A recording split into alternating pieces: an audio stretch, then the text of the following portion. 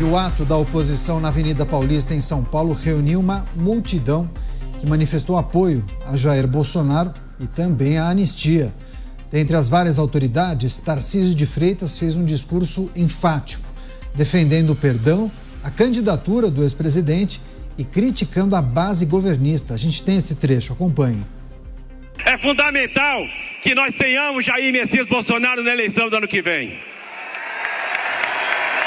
Só existe um candidato para nós, que é Jair Messias Bolsonaro. Nós estamos aqui hoje para clamar por justiça.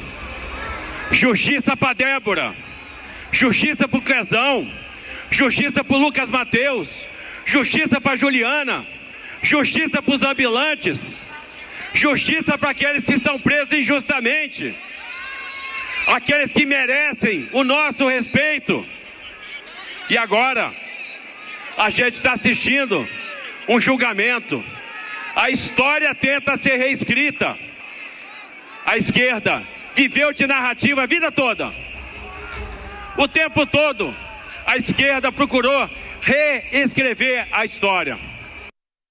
Aí, um trecho do discurso de Tarcísio de Freitas ontem na Avenida Paulista, durante as celebrações do 7 de setembro. Chamar o Roberto Mota, está ao vivo com a gente, conectado. Inclusive, o Mota participou dessa cobertura especial durante a tarde aqui na programação da Jovem Pan. Mota, seja bem-vindo. Ótima noite a você. Lhe pergunto o que achou desse discurso de Tarcísio de Freitas no 7 de setembro. Ele nunca tinha sido tão enfático, né, na defesa da anistia, nas críticas endereçadas ao Supremo Tribunal Federal. Qual é o peso desse posicionamento de Tarcísio de Freitas? Mota, bem-vindo. Eu achei o discurso magnífico, Caniato, e essa é uma palavra que a gente tem que pronunciar com cuidado para não trocar por outra. Boa noite para você, boa noite aos meus colegas de bancada, boa noite à nossa audiência. Eu achei um discurso excepcional em eloquência, em conteúdo e em coragem. E me surpreendi com vários dos comentários, das análises do discurso, me surpreendi com analistas dizendo que Tarcísio está fazendo acenos ao bolsonarismo. Tarcísio está fazendo acenos, sim, mas ao Estado de Direito. Ele está agindo como estadista. Tarcísio de Freitas é um político com muitas qualidades: inteligência, preparo muito acima da média, coerência, e agora ele adiciona coragem a essas qualidades. Tarcísio é engenheiro, mas eu aposto que ele conhece mais de direito do que muito jurista. Por que Tarcísio não pode criticar pessoas do Estado brasileiro que têm atuação política? Vamos lembrar do primeiro dia do julgamento de Jair Bolsonaro. Vamos lembrar dos discursos que foram feitos naquele primeiro dia. Foram discursos políticos. Isso não é só a opinião de muitos juristas importantes. Isso é a opinião de um editorial de um grande jornal paulista que foi publicado ontem, se eu não me engano. O editorial reconhece que estão sendo cometidos abusos pelo judiciário e pede que os abusos cessem, mas só depois que acabar o julgamento de Jair Bolsonaro e dos outros réus. Ou seja, tudo bem que os abusos sejam cometidos contra um determinado grupo político, mas depois que esse grupo político for eliminado da vida pública, aí os abusos têm que parar. Como assim, companheiro? O discurso de Tarcísio de Freitas foi excepcional e tem tudo para ser um divisor de águas na política brasileira. Luiz Felipe Dávila também, ao vivo com a gente, vai trazer suas análises e impressões do 7 de setembro, especialmente o posicionamento de Tarcísio de Freitas, que foi, naturalmente, a figura mais falada e comentada pela imprensa, né, Dávila? Seja bem-vindo, ótima noite a você. Qual é o peso do posicionamento de Tarcísio de Freitas? Por que isso, neste exato momento, dá para prever e apontar consequências de um posicionamento firme como esse, Dávila? Boa noite, Caniato, Mota, Beraldo e a nossa querida audiência. Vamos destacar primeiro o ato corajoso do governador paulista fazer críticas contundentes que parte da imprensa e da sociedade civil, grupos de empresários, tratam de maneira hipócrita. Qual é o ato de coragem? Denunciar as violações ao Estado Democrático de Direito, às regras do direito à ampla defesa. Isto tem que ser denunciado. As regras do devido processo legal, isso precisa ser denunciado. Porque, Candiato, é um absurdo. Pessoas que se dizem democratas aceitam decisões estapafúrdias, contrárias às regras do Estado Democrático de Direito, contrário à Constituição, fazem vistas grossas a abusos de poder de autoridades desse país em nome de combate a golpistas.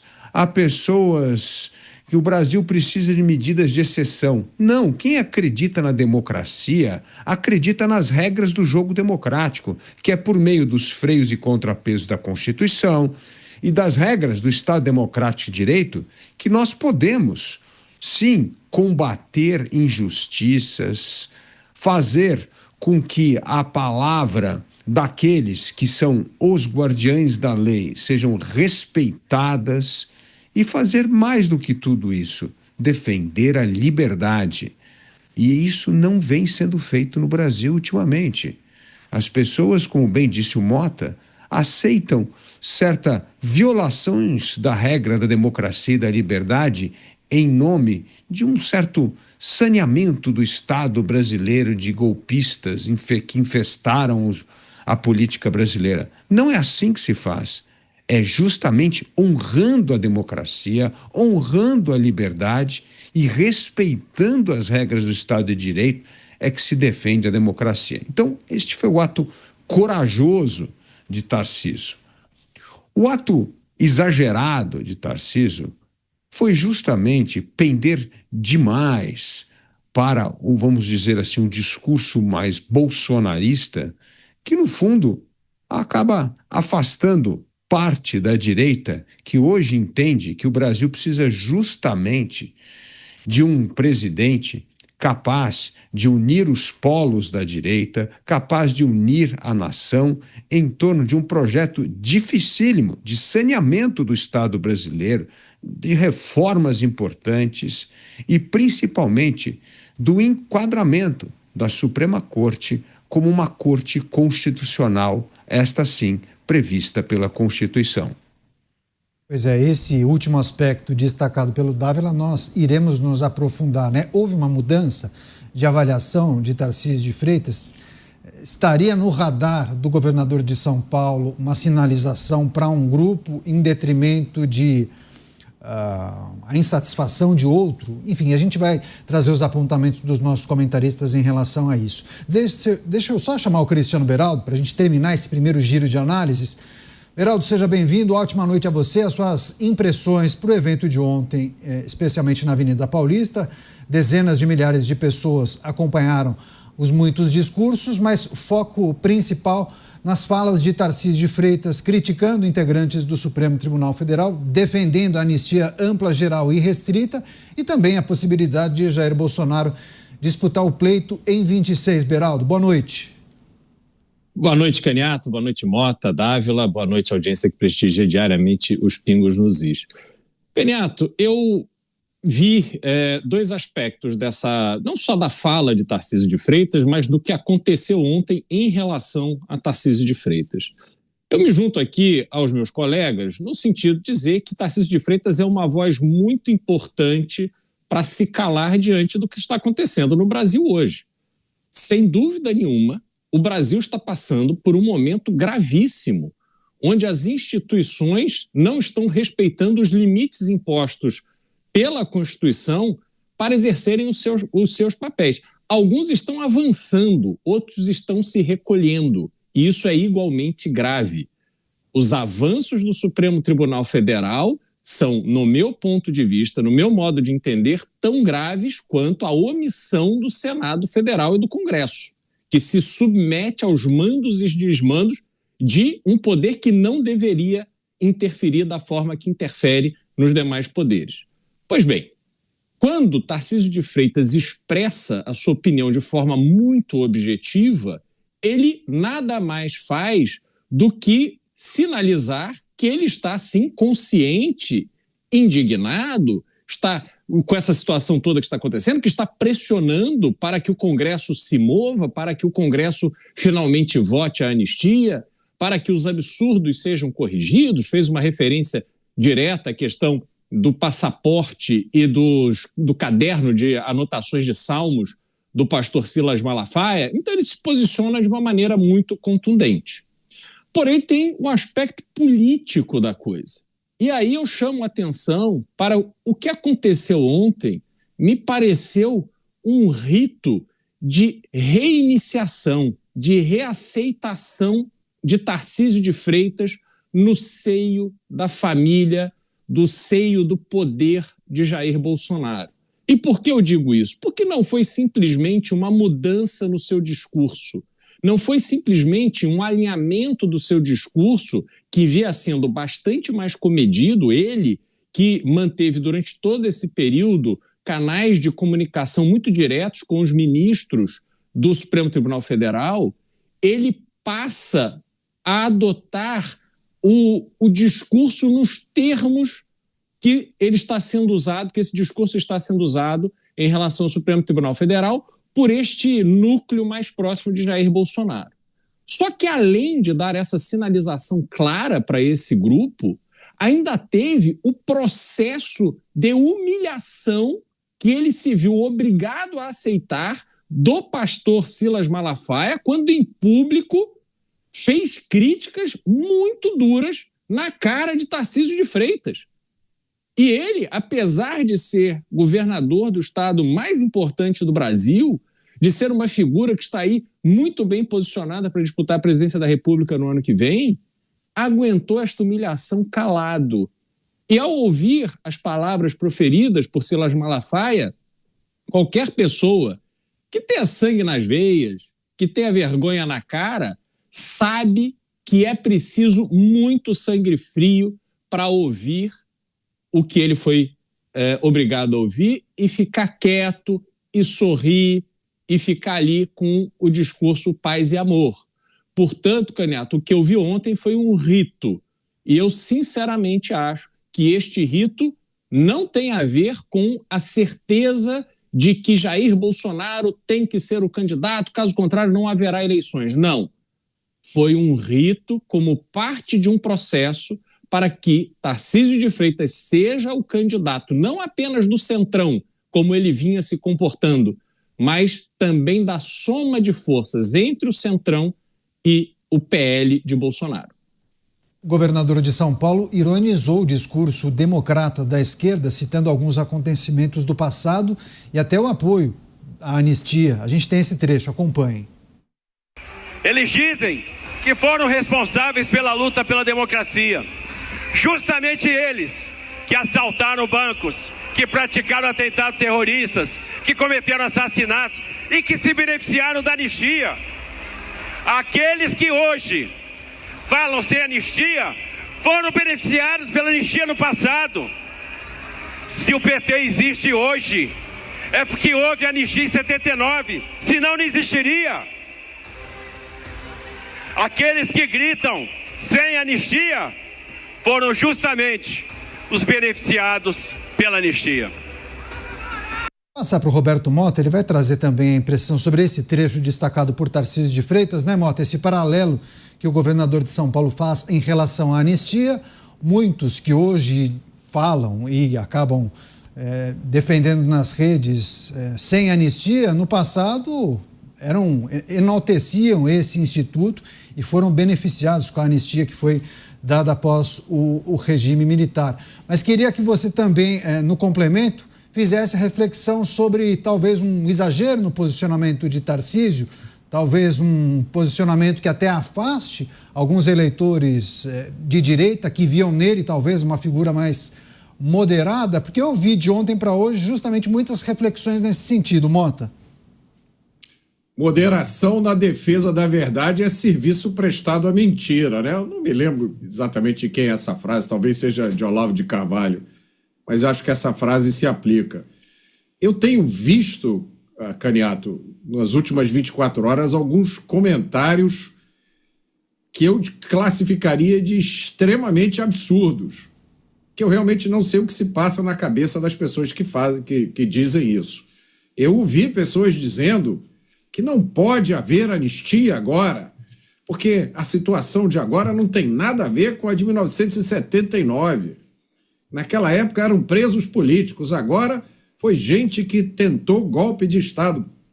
Agora a gente tem mães de família, a gente tem senhoras, a gente tem ambulantes, a gente tem pessoas que nunca roubaram uma laranja. Em 1979, você tinha gente que pegou em armas, que matou pessoas do Estado brasileiro, que explodiu bombas, que sequestrou embaixadores, que realmente colocou tropas na rua para tentar derrubar o governo.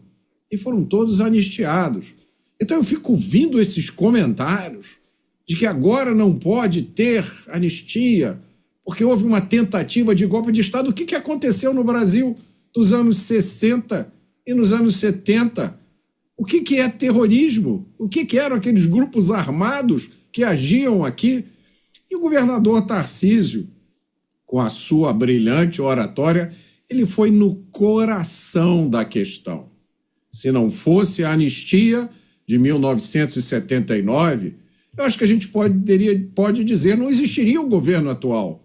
Porque a maioria dos políticos de esquerda hoje não teria onde se abrigar, não existiriam os partidos de esquerda atual.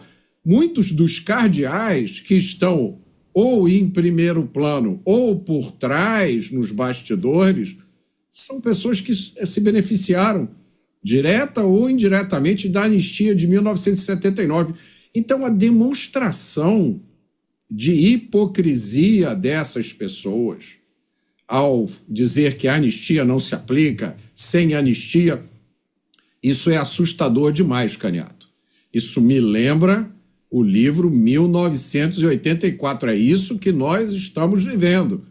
Nós estamos vivendo aquela fazenda da Revolução dos Bichos. Eu acho que esse é o título do livro, não é isso? Em que os porcos tomaram o poder, dizendo: todos os animais são iguais. Vamos expulsar o fazendeiro da fazenda. Agora é a República dos Bichos. Só que um dia os porcos decidiram que todos os animais são iguais, mas alguns animais são mais iguais do que os outros. É isso que a gente está vendo aqui no Brasil. Nós estamos vendo um grupo político, uma vertente política ser demonizada a ponto de ser desumanizada. O que nós estamos vivendo, assistindo, são pessoas dizendo, e jornais dizendo isso: olha, os benefícios da lei, do Estado de Direito, da Justiça, não se aplicam para esse grupo político. Então, eu vou falar aqui uma coisa que é muito importante. Percam essas ilusões de que existe um grupo de direita que é mais moderado, que é mais tranquilo. Se vocês acham que vai haver espaço para qualquer um que não seja da esquerda radical, percam a sua esperança. Vejam o que está acontecendo neste momento com o governador Tarcísio de Freitas, um dos políticos mais equilibrados, sensatos e moderados do país, que está agora sendo chamado por alguns de extrema-direita. É isso que estão falando de Tarcísio. É esse tratamento que vai receber no Brasil qualquer um que não professar a sua crença em todo o ideário da extrema-esquerda. Durante o discurso, Tarcísio de Freitas ainda criticou o julgamento contra Jair Bolsonaro, falando sobre as fragilidades das acusações. Acompanhe. Não existe uma ligação entre Punhal Verde e Amarelo, não existe uma ligação entre o 8 de janeiro e Jair Bolsonaro. Não existe um documento, não existe uma ordem. Do que a gente está falando então? Que história é essa? Como é que vão condenar uma pessoa sem nenhuma prova? O que eles têm? Uma única delação de um colaborador que mudou a versão 6, 7 vezes em 3 dias, sob coação. Essa delação vale para alguma coisa? Uma delação mentirosa. Não se pode destruir a democracia sob pretexto de resgatá-la. Vão condenar Jair Bolsonaro sem prova e com uma delação falsa. Você, Dávila, mais um trecho do discurso do governador Tarcísio, agora falando justamente sobre as fragilidades das acusações. Este é o discurso correto a ser feito nesse momento. A ausência de materialidade, de impessoalidade do juiz que é vítima, investigador e julgador do caso, da violação clara de uma prerrogativa que Jair Bolsonaro não devia ser julgado no Supremo, por não ter fórum privilegiado, devia ser julgado na primeira instância, inclusive como foi o presidente Lula. Todas essas questões processuais são violações escandalosas das regras do Estado Democrático de Direito e precisam ser denunciadas, porque esta tolerância a esses abusos, como se isso fizesse parte de uma estratégia jurídica para acabar com golpistas, é uma aberração para aqueles que realmente acreditam na defesa da liberdade. Quem defende a liberdade não se curva à censura prévia de cidadãos em redes sociais, não se curva sob decisões do Congresso, por exemplo, declarando inconstitucional liberdades asseguradas pelo marco da internet. Não se pode ignorar imunidade parlamentar e perseguir parlamentar por exprimir opinião, palavras e votos que é garantido na Constituição. Então, existem inúmeras violações das regras do Estado Democrático de Direito, Caniato, que precisam ser denunciadas. E isso não pode ser considerado assim o novo normal, as medidas de exceção toleráveis para que nós possamos voltar a ter uma democracia plena. Isso não existe. Quem acredita em democracia acredita nos mecanismos da democracia e nas virtudes da liberdade e das regras constitucionais para restabelecer a ordem, para combater criminosos, para lutar contra governos populistas. Isso é quem acredita na democracia. E não é democracia de fachada que você acredita para a regra para alguns, mas para outros, sim, é preciso passar um pouco a linha. Aliás, Caniato, isso foi o que aconteceu no século passado, nos anos 30, na Europa. Assim, a baderna da República de Weimar, então você tolera que perseguem adversário político, que perseguem minorias, que acabam com a liberdade do parlamento. Você vai tolerando coisas. Aí, de repente, você tem uma ditadura instalada. Essa ditadura leva o mundo à guerra. E essa guerra, aí, quando volta a democratização, todo mundo quer esconder o passado, Caniato. Não, eu não fui omisso, não colaborei tanto assim. É uma vergonha. Então, faz muito bem o governador ter a coragem de denunciar esses desmandos, porque não é possível manter-se omisso, indiferente ou se conformar com o que está acontecendo no país. Ô Beraldo, só para a gente fechar esse giro, ainda que muitos integrantes da esquerda tenham falado, a máscara caiu, e muitos falaram com surpresa desse posicionamento, desse discurso de Tarcísio de Freitas. Mas você não acha que era justamente o que integrantes do centro e da direita queriam? Esse posicionamento enfático, Tarcísio se colocando como uma peça que fará diferença nesse processo, Beraldo? É uma voz muito forte, né? Afinal de contas, é o governador do estado de São Paulo, expressando a sua opinião de forma muito objetiva sobre absurdos que estão acontecendo no Brasil. E é importante que nesse processo fique sim, como destacou aqui o Mota, fique sim claro e evidente a hipocrisia dessa mudança de discurso da esquerda brasileira. Porque quando se fala de anistia hoje, está se falando da correção de uma interpretação claramente equivocada de que aquelas pessoas, aqueles manifestantes que estavam na Praça dos Três Poderes no dia 8 de janeiro, não estavam ali em condições de provocar a interrupção do processo democrático. Aquelas pessoas não tinham a menor condição de fazer se materializar esta tal grave ameaça de abolição violenta do Estado de Direito. Ora, a nossa república, que fez 200 anos, né, da independência no ano de 2022, ela é muito mais sólida do que isso. Nós, como país, nós resistimos, sim, a esses baderneiros, até porque nós estamos resistindo a baderneiros na Praça dos Três Poderes há muito tempo. Recentemente, baderneiros invadiram e depredaram prédios públicos na Praça dos Três Poderes, só que ao invés de serem presos, encarcerados e acusados de que estavam ali tentando abolir o processo democrático no Brasil, não, foram recebidos pelo presidente do Supremo Tribunal Federal. Então é preciso corrigir essa incoerência.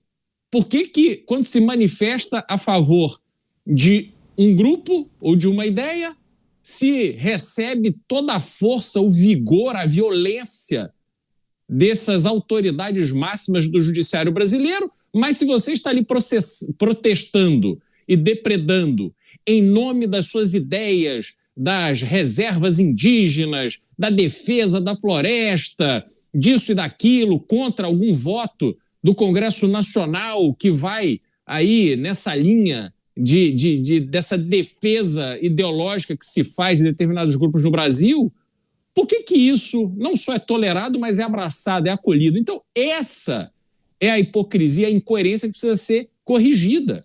Dessas figuras que estão aí, o governador falou de forma muito correta, endossada aqui pelos meus colegas, essa hipocrisia dessa gente que ou estava diretamente participando de um processo terrorista que aconteceu no Brasil, ou andam com essas pessoas defendendo essas ideias, quando, na época do regime militar, essas pessoas pegaram armas, assassinaram, sequestraram, roubaram bancos, fizeram maiores absurdos, se comportaram como verdadeiros criminosos. E mesmo assim o próprio governo militar viabilizou a anistia. Então, não há condição de o Brasil que conhecemos, tolerar de forma silenciosa declarações absolutamente absurdas de figuras como Lindbergh Farias. Então, nós estamos aqui vivendo esse Brasil do absurdo que vai nos levando para essa briga onde o foco principal, e só para encerrar, Caniato, o foco principal do Brasil, sinceramente, não é Jair Bolsonaro. O foco principal da direita brasileira não é Jair Bolsonaro. O Brasil tem problemas gravíssimos. O Brasil está refém de um Estado comandado pelo narcotráfico. O Brasil tem problemas econômicos gravíssimos. Então, Jair Bolsonaro simboliza, nesse momento, esta evidência do desequilíbrio institucional que garante esse Brasil disforme e injusto que a gente vive hoje.